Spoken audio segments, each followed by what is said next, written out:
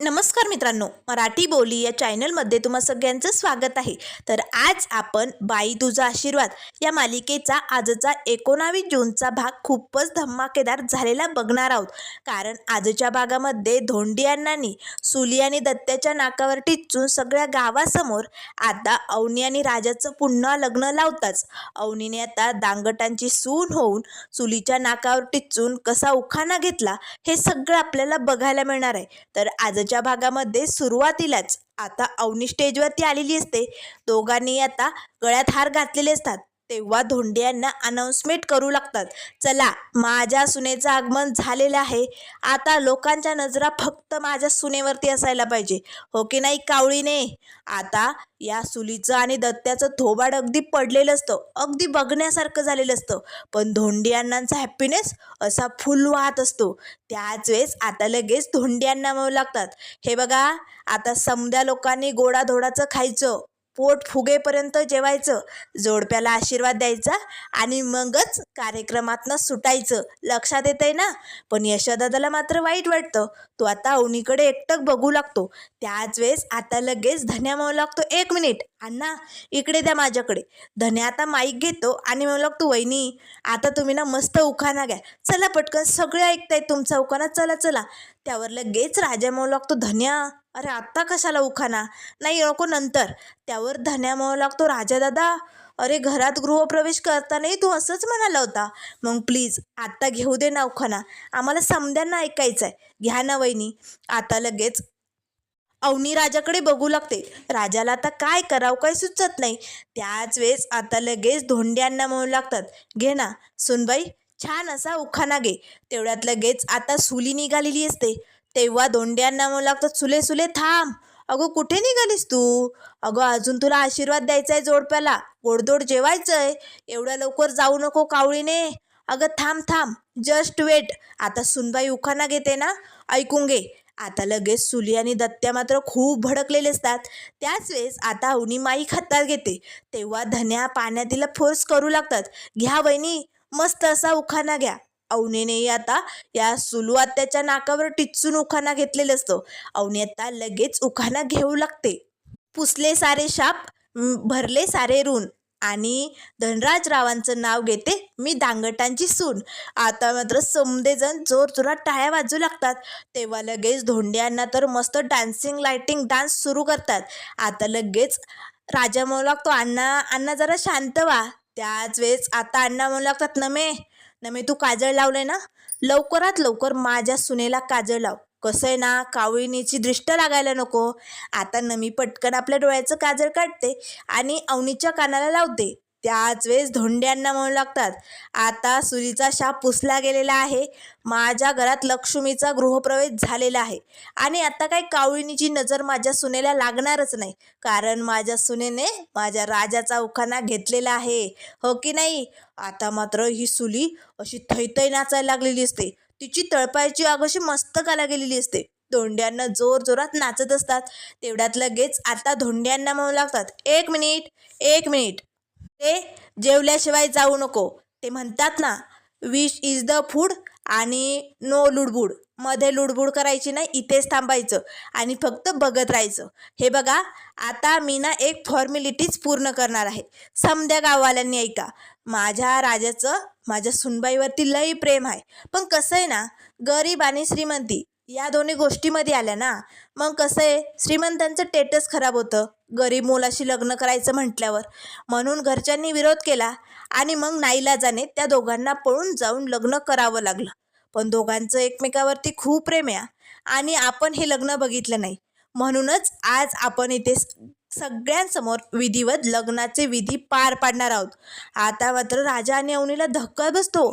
तेव्हा लगेच आता यशादादा म्हणू लागतो, अण्णा हो या सगळ्याची काय गरज आहे. तेव्हा अण्णा म्हणू लागतात, आहे गरज आहे, समद्यांनी लगीन बघितलं नाही त्यामुळे आता लगीन बघणार आणि या कावळीनीच्या नाकावर टिचून माझ्या राजाचं माझ्या सुनबाईशी लग्न होणार आणि मग या कावळीनीचे शाप कायमचे पुसले जाणार. असे म्हणताच आता अण्णा लगेच आपल्या खिशातनं मंगळसूत्र काढतात आणि म्हणू लागतात, लक्ष्मी लक्ष्मी अगं बघतेस ना, आपल्या घरात बाईचा आशीर्वाद लागला. फायनली लक्ष्मी आपल्या घरात हॅपीनेस असा भरभरून वाटतोय ग. खरंच लोकांच्या नजरा अशा जळून खाक होणार एवढा हॅपीनेस आलाय आपल्या घरात. लक्ष्मी बघ ग, आज आपल्या घराला घर पण आलंय, कारण आज आपल्या घरात सुनेचा गृहप्रवेश झालाय लक्ष्मी. पण काळजी करू नको, मी समजा काही ठीक करणार आहे. आता लगेच धोंड्यांना राजा आणि अवनीला तिथे खुर्चीवरती बसवतात. बसा पटकट, दोघेही जोडपे इकडे बसून घ्या. आता दोघेही तिथे सोप्यावरती बसतात. त्याच वेळेस आता धोंड्यांनी आपल्या खिशातनं मंगळसूत्र काढलेलं असतं, ते त्यांच्या बायकोचं लक्ष्मीचं असतं. तेव्हा लगेच आता धोंड्यांना म्हणू लागतात धर. अवनी हात पुढे करते, तेव्हा धोंड्यांना म्हणू लागतात नाही, असं भेटणार नाही ते. राजा धर तू, हे तुझ्या आईचं मंगळसूत्र आहे, चल पटकन सुनबाईच्या गळ्यात घाल बरं. कसं आहे ना, तिथे आम्ही या विधीला नव्हतो ना, त्यामुळे चल पटकन गळ्यात घाल. त्यावर लगेच आता राजा ते मंगळसूत्र हातात घेतो. आता लगेच धोंड्यांना म्हणू लागतं चल चल, कावळीनीच्या नाकावर टिचून घाल सुनबाईच्या गळ्यात आणि दाखव तिला, कावळीनीचे शाप कधी खरे ठरत नाही, कारण तुझं लग्न झालंय राजा, चल पटकन. आता राजा लगेच ते मंगळसूत्र घालायला जाणार. तेच आता अवनी हळूच त्याला म्हणू लागते, या फॉर्मॅलिटीजची काही गरज आहे का, सांग ना त्यांना, नका करू हे सगळं. तेव्हा राजा आता मॅडमला खुणावतो, ते नाही ऐकणार. तेव्हा धोंड्यांना म्हणू लागतं अरे बाबा आवर ना पटकन, समजे लोक बघतायत, घाल घाल. आता राजाने अवनीच्या गळ्यात मंगळसूत्र घातलेलं असतं. आता मात्र अवनीला धक्का बसतो. इकडे यशादादालाही मोठा धक्का लागतो, कारण जे लग्न खोटं होतं ते आता सगळ्यांसमोर खरं झालंय. यशादादा लगेच आतमध्ये निघून जातो. त्याच वेळेस आता धोंड्यांना म्हणू लागतात चला, लग्नाचा विधी पार पडलाय, त्यामुळे आता गोडाचं खायचं, पोटभर जेवायचं, चला चला. समदे लोकांनी आता जेवायला बसून घ्या. सुले, तुझा शाप खोटा ठरलाय, त्यामुळे रागाच्या भरात निघून जाऊ नको, पोटभर जेवून जा. आता सुले आणि दत्त्या लगेच तिकडनं बाजूला निघून जातात. आता यशोदादा धावतच आतमध्ये येतो. त्याच वेळेस आता धोंड्यांना म्हणू लागतं चला चला पटकन, राजा उठ लवकर, जोडप्याने माझा आशीर्वाद घे. आता लगेच राजा आणि अवनी दोघेही जोडीने आता अण्णांचं दर्शन घेऊ लागतात. तेव्हा अण्णा आशीर्वाद देतात, अष्टपुत्रवती भव. आता मात्र सगळे लोक हसू लागतात. आता यशोदादा आतमध्ये येतो आणि देवीआईसमोर हात जोडतच म्हणू लागतो, देवीआई बघतेस ना तू काय चालू आहे सगळं. आता यशोदादाला लगेच काही वर्षांपूर्वी सुलवात्याने कसा या घराला शाप दिलेला असतो ते सगळे काही क्षण आठवतात. त्याच वेळेस आता लगेच यशोदादाला पुन्हा अवनीचं बोलणं आठवतं, आमच्या दोघांचं एकमेकांवरती प्रेम नाहीये, हे लग्न खोटं आहे, पण स्टेजवरती कसं मंगळसूत्र घालून हे लग्न खरं झालंय, हे सगळे क्षण आता यशोदादाच्या डोळ्यासमोर येतात. तेव्हा यशोदादा हात जोडतच म्हणू लागतो, देवीआई या घरात अवनीचा गृहप्रवेश झाला आणि समजा काही चित्रच बदललंय ग. खरंच तिच्या पायगुणाने या घरात खूप आनंद आलाय, पण तिला या घरात काही त्रास होऊ देऊ नका, एवढं मात्र तू लक्ष ठेव. असे म्हणत यशोदादा तिकडनं बाहेर निघून जातो. त्याच वेळेस आता धोंड्यांना म्हणू लागतात चला पटकन, फोटो काढून घ्या. आता नमी आणि पायल येतात आणि अवनीला म्हणू लागतात सॉरी या जाऊबाई, नाही म्हणजे मगाशी आमच्या किलकिलेनं तुमचं डोकं उठलं असेल ना, म्हणून तुम्ही भडकला होता ना आमच्यावर, पण सॉरी या, आमचं चुकलंच. तेव्हा पायल म्हणू लागते हो मोठ्या जाऊबाई, खरंच आमचं चुकला, एवढी बडबड आम्ही नको होती करायला. त्यावर नमी म्हणू लागते आम्ही नाही तू. तेव्हा पायल म्हणू लागते मी जास्त बडबड केली का, सॉरी या जाऊबाई, पण चला आपण मस्त फोटो काढूया. राजादादा या की मोठ्या जाऊबाईंजवळ, आता तुम्ही दोघे नवरा बायको आहात. आता लगेच नमी आणि पायल फोटो काढू लागतात. तेव्हा धन्या म्हणू लागतो नमे चल हो बाजूला, आता आम्हाला आमचा फॅमिली फोटो काढायचा आहे. आता धोंड्यांना मस्त जोडप्याच्या मध्ये बसतात आणि चष्मा घालून आता आपल्या मुलांबरोबर फॅमिली फोटो काढू लागतात. तेव्हा धन्या म्हणू लागतो नमे की ग, तू पण आमच्या फॅमिलीचाच भाग आहे ना. आता नमी लगेच यशाजवळ येऊन उभी राहते. त्याच वेळेस पायलला राग येतो, पानू मी पण तुमच्या फॅमिलीतच आहे ना, मी येऊ का फोटो काढायला फॅमिली फोटोमध्ये. तेव्हा पानू म्हणू लागतो कशाला, तू आमच्या फॅमिलीचा भाग नाहीये, तुझी गरज नाहीये. तेव्हा पायल नाराज होते. त्याच वेळेस आता धोंड्यांना म्हणू लागतो त्याचं ऐकू नको, चल ये आमच्या फॅमिलीत तू पण हाय. आता लगेच पायल खुश होते. समदेजण मस्त फॅमिली फोटो काढतात. त्याच वेळेस आता इकडे जेवणाच्या पंक्ती बसलेल्या असतात. आता पानू समद्यांना जेवायला वाढत असतो. त्याच वेळेस आता गावातील बायका कुजबूज करत असतात, अगं खरंच धोंडे अण्णांच्या पोराचं लग्न झालं की, पण एवढ्या श्रीमंताची पोरगी या ड्रायव्हर बरोबर कशी पळून आली असेल ग, नेमकं काय भानगड असेल. नाही बाबा, नक्कीच काहीतरी वेगळीच भानगड दिसते या. पण हे बघ, जशी या धोंड्याची बायको गेली तशी ही पण जाणार नाही ना. या घरात बाई टिकत नाही या. काय होईल देव जाणे. मला नाही वाटत टिकेल म्हणून. आता मात्र पाण्याने या बायकांचं बोलणं ऐकले नसतं. तेव्हा लगेच पाण्या म्हणू लागतो, ताई माई अक्का जेवताय ना, मग जेवताना असे घाणेरडे विचार करू नका. जेवण ना चांगल्या मनाने करायचं असतं, पोट भरेपर्यंत. आणि हे बघा, या पानूची सवय काय तुम्हाला माहिती? त्याला ना असे ढिले नट बोल्ट आणि असे घाणेरडे विचार करणारे लोक अजिबात आवडत नाही. डोक्यात सलतात त्याच्या. त्यामुळे ना असे विचार जर पुन्हा त्याच्या कानी पडले ना, तर मग मी काय करेन ना तुम्हाला कळणार बी नाही. त्यामुळे गुमान जेवायचं आणि समद्यांनी ऐकायचं. दांगटांबद्दल जर कोणी काही बोललं ना, तर या पाण्याशी गाठे. चला गुमान जेवून घ्या. सांभ्या, यांना थंड पाणी दे, जरा डोकं शांत होईल त्यांचं. आता लगेच संभा पटकन त्यांना गार पाणी देतो आणि म्हणू लागतो, बायांनो, गुपचूप जेवा, थंडगार पाणी प्या आणि इकडनं कडेकडेने निघा. पानू साहेबांचं डोकं खूप सटकलं या. नाहीतर मग त्यांचं मशीन जर तापलं ना, तर काही खेर नाही, तुम्हाला सोडणारच नाही. असे म्हणत संभ्या तिकडनं निघून जातो. त्यानंतर इकडे धोंडियांना ओरडतच सगळ्यांना म्हणत असतात, चला रे पटकन, शेवटची पंगत समद्यांनी जेवून घ्या. त्यावर लगेच पानू म्हणू लागतो, अण्णा तुम्ही बसा की जेवायला, मी वाटतो. त्यावर अण्णा म्हणू लागतात, नाही आज माझं पोट अगदी आनंदाने भरून गेलंय, हॅपीनेस फुल भरलाय, मला भूक लागली नाही, तुम्ही जेवून घ्या, चला पटकन, नमे बैस बरं जेवायला. तेव्हा नमी म्हणू लागते, नको रे धोंड्या मामा, अरे तुला माहिती आहे ना माझी मम्मी कशी बाई आहे, अरे इकडे येईल आणि राडा घालत बसेल, मी जाते. त्यावर धोंड्यांना म्हणू लागतात, नमे ती कावळीन काय बी करू शकत नाही, बैस आता पटकन, तिचं थोबाड बंद झाले, बैस लवकर, जेवून घे. आता नमी लगेच जेवायला बसते. तेव्हा लगेच आता पायल मात्र पानूकडे बघते. मला तर कोणी आग्रहच करत नाही, आपल्याच माणसात खोटे ना. आता पायल रुसून बसते. तेव्हा पानू म्हणू लागतो, बाई नको डोक्याला ताप करू, बैस. सांभ्या, वाढ बाबा हिला. आता पायल लगेच पानू शेजारी जाऊन बसते. आता नमी मात्र तिला हसू लागते. त्याच वेळेस आता लगेच पानू म्हणू लागतो, नमे हिला ना तुझ्याजवळ ना तिकडे बोलावून घे ना, इथे काय करते माझ्याजवळ. त्यावर पायल म्हणू लागते, पानू आपण लग्न झाल्यानंतर असंच जोडीने जेवायला बसू ना, त्यामुळे मला बसू दे ना. आता संभ्या त्यांना वाढू लागतो. तेव्हा पायल म्हणू लागते, पानू नाही म्हणजे कसं आहे ना, आपण दोघांनी एकाच ताटात जेवायचं का, खूप भारी मज्जा येईल ना. तेव्हा संभ्या म्हणू लागतो, चालेल, मला काही हरकत नाही, मी दुसरं ताट आणणार होतो, पण जेव्हा एकाच ताटात. त्याच वेळेस पाण्या म्हणू लागतो, संभ्या असा चेचून काढेल ना तुला, ती काय बी बोलेल आणि तू ऐकतोय, चल दुसरं ताट घेऊन ये मला. आता लगेच पानूला पटकन पायल घास भरवायला जाते. पाण्याला मात्र खूपच राग येतो, दूर घे, तुझा तूच खाऊन घे, मला अजिबात भरवायला जाऊ नको, काय डोक्याला ताप आहे. त्याच वेळेस आता इकडे स्टेजवरती आता अवनी आणि राजाला सगळे लोक गिफ्ट देत असतात. आता राजा आणि अवनी जोडीने सगळ्यांचे आशीर्वाद घेत असतात. यशादादा मात्र आता दोघांकडे बघू लागतो. यशादादाला मात्र काय करावं काय सुचत नाही. तेवढ्यात नमी आता त्याला आवाज देते, यशा, अरे चल ना, जेवण करून घे, आपण दोघे बसूया बरोबर, चल लवकर. तेव्हा यशा म्हणू लागतो, नाही नमे, तू जेवण करून घे, मला भूक नाही. तेव्हा नमी म्हणू लागते, यशा काय झालंय, मी केव्हा धरणं बघते, तुझा चेहरा पडल्यासारखा झालाय, काही टेन्शन आलंय का, काय झालंय सांगशील का. तेव्हा यशा म्हणू लागतो, कुठे काय, काहीच नाही नमी, तू जेवण करून घे. तेव्हा नमी म्हणू लागते, यशा मला माहिती तुला नक्कीच अवनीबद्दल काहीतरी कळलंय, हो की नाही. तेव्हा यशा लगेच आता नमीकडे बघू लागतो.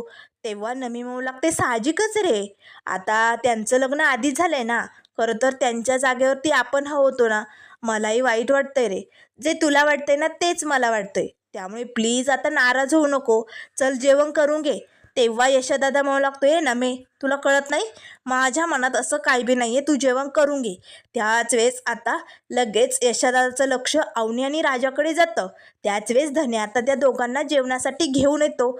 तेव्हा लगेच ही सुलू आता तिकडे टपकलेली असते. आता ही सुली लगेच नमीला म्हणू लागते, नमे तुला लाज वाटत नाही, अगं जो माणूस तुझ्या आईचा अपमान करतो, तिला कावळीनी बोलतो, काय बी बोलतो, तू त्याच्याच दारात जेवते, चल लवकर उठ, तुला इथे बसायची हिंमत कशी झाली, चल निघ इकडनं.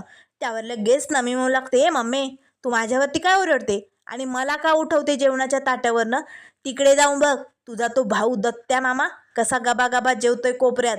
आता सगळेजण लगेच दत्त्याकडे बघू लागतात. दत्त्या मस्त आता फुल पोट भरून टमकी भरेपर्यंत जेवत असतो. आता सुलीला तर काय बोलावं काही कळत नाही. भाऊच असला खोटारडा, कपटी म्हटल्यानंतर काय बोलणार मी.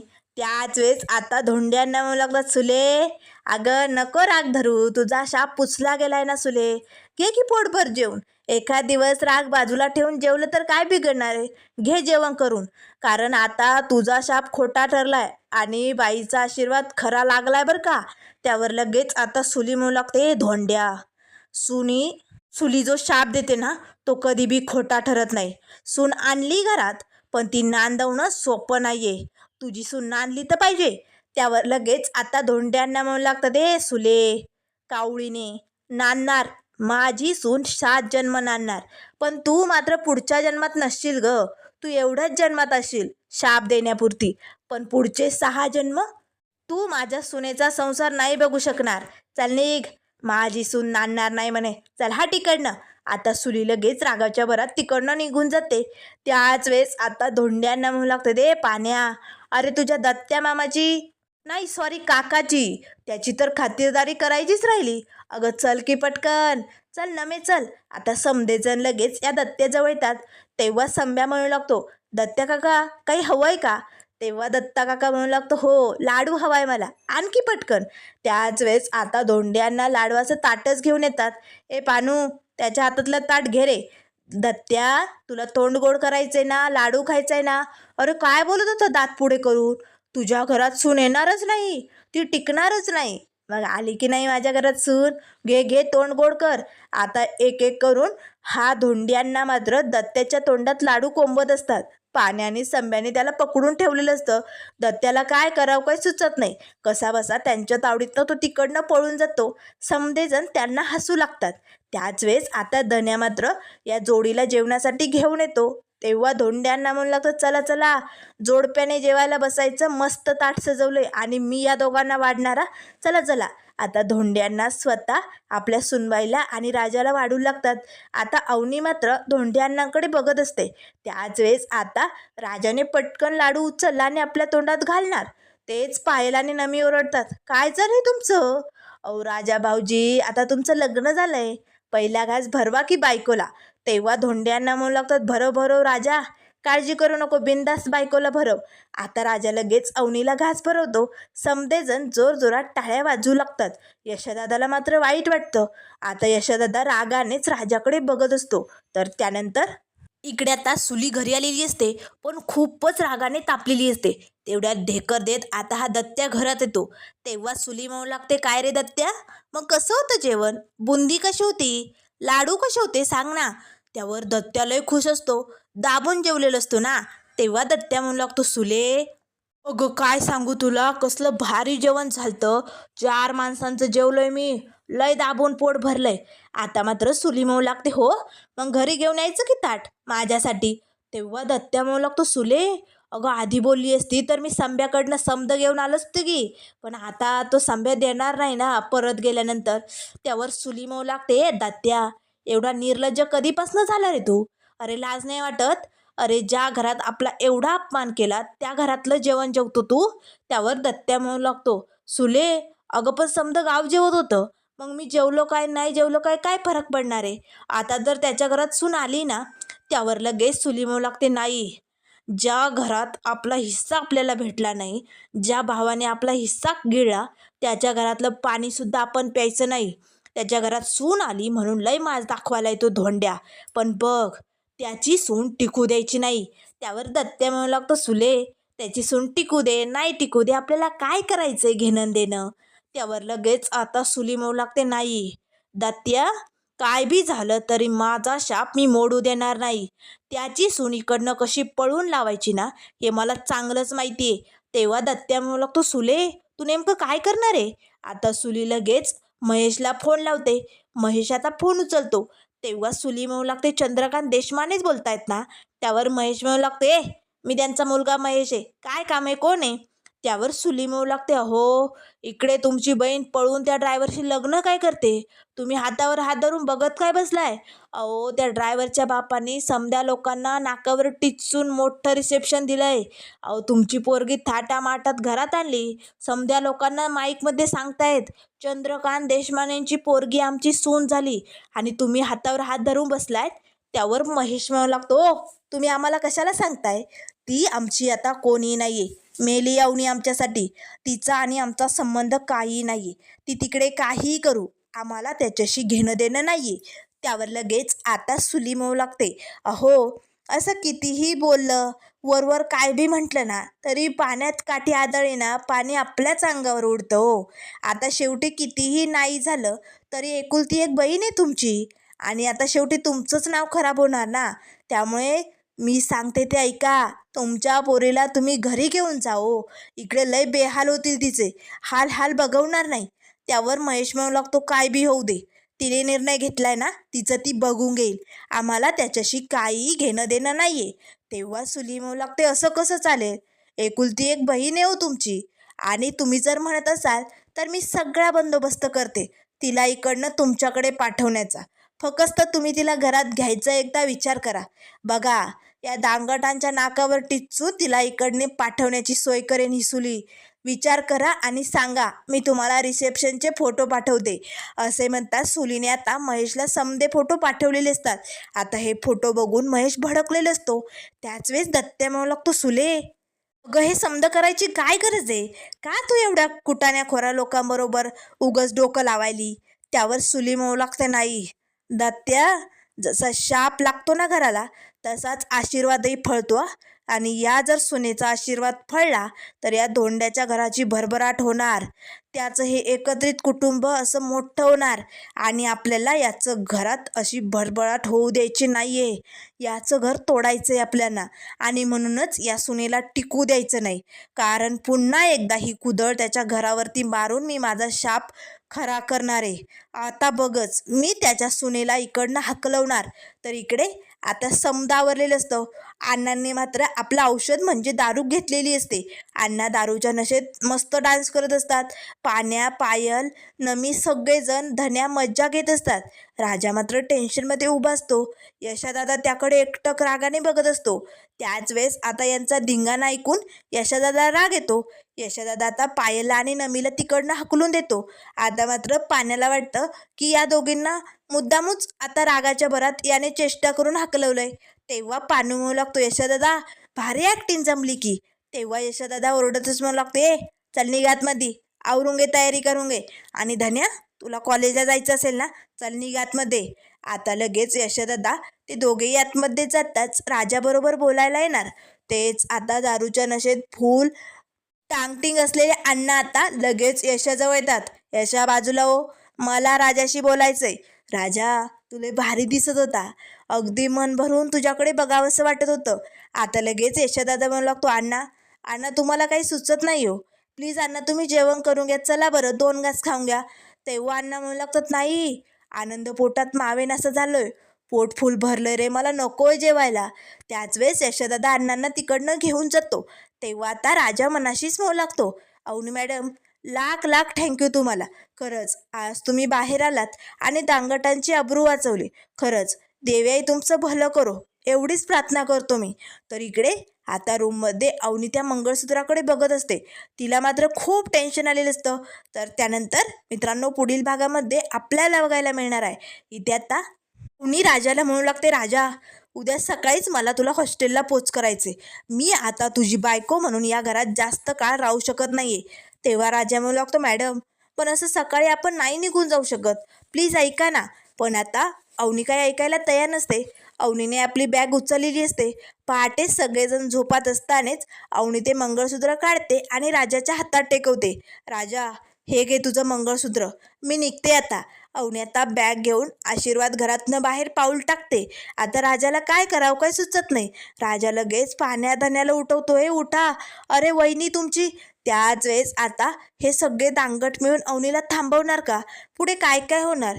अवनी परत कशी माघारी येणार आणि कसा राजा आणि तिचा संसार सुरू होणार हे सगळं आपल्याला लवकरच बघायला मिळेल. त्यामुळे मित्रांनो, अशाच मालिकेंच्या अपडेट पाहण्यासाठी चॅनलला लाईक करा, सबस्क्राईब करा. व्हिडिओ पाहिल्याबद्दल धन्यवाद.